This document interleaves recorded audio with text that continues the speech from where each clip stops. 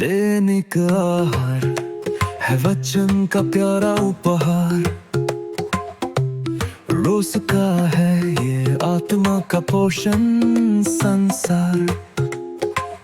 हर शब्द में छुपी है ईश्वर की पुकार। आओ सुनो समझो जीवन में लाओ प्यार।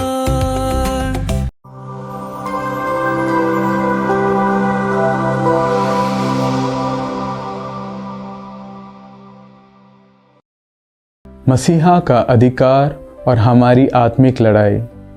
संत लूकस के सुसमाचार अध्याय 4 वाक्य 31 से 37 में हम सुनते हैं कि यीशु कफरनहूम की मंदिर में गए और अधिकार के साथ शिक्षा देने लगे। तब एक मनुष्य जो अशुद्ध आत्मा से ग्रस्त था चिल्लाने लगा। यीशु ने उस आत्मा को डांटा और वह उस व्यक्ति से तुरंत निकल गया। लोग यह देखकर आश्चर्यचकित हो गए और बोल उठे, वह तो अधिकार और शक्ति से अशुद्ध आत्माओं को आज्ञा देता है और वे निकल जाते हैं। यह अधिकार केवल अतीत के लोगों के लिए नहीं था, बल्कि यीशु ने यह शक्ति अपने शिष्य और अपने लोगों को भी दी। इसलिए संत लूकस के सुसमाचार अध्याय 10 वाक्य 19 में यीशु कहते हैं, देखो मैं तुम्हें सांपों और बिच्छुओं को रौंदने का और शत्रु की सारी शक्ति पर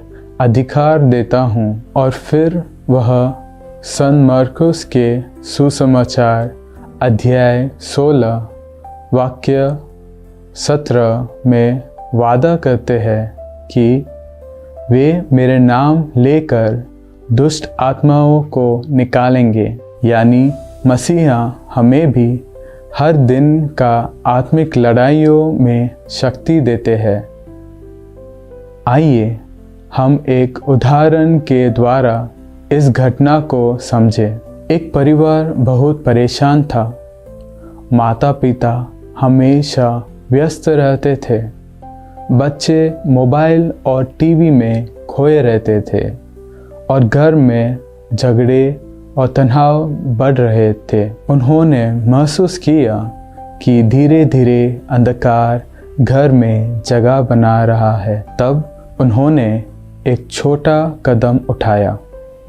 हर रात सोने से पहले पूरा परिवार मिलकर केवल हे हमारे पिता का प्रार्थना करने लगा। यह बहुत आसान था और कुछ ही हफ्तों में परिवार में बदलाव आने लगा। घर में शांति बढ़ने लगी, गुस्सा कम होने लगा और परिवार में एकता आने लगी। यह था यीशु के अधिकार का असर। जब हम उन्हें अपने घर और जीवन में जगह देते हैं तो अंधकार पीछे हट जाता है। संत यूहन्ना क्रिसोस्टम ने कहा था, शैतान सबसे कमज़ोर ईसाई से भी डरता है जब वह प्रार्थना करते हैं। यह हमारी ताकत है। अकेले हम कमज़ोर हो जाते हैं, पर मसीहा के साथ हम शक्तिशाली बन जाते हैं। तो आइए आज हम यह याद रखें, चाहे परीक्षा हो, चिंता हो या परिवार में झगड़े, मसीहा ने हमें पहले से ही अपने नाम में अधिकार दिया है। जब हम विश्वास के साथ उन्हें पुकारते हैं तो शत्रु की कोई ताकत हमारे ऊपर हावी नहीं हो सकती। जैसे कि रोमियो के नाम पत्र अध्याय 8 वाक्य 31 में संत पौलुस लिखते हैं, यदि ईश्वर हमारे साथ है तो हमारा विरोधी कौन हो सकता है?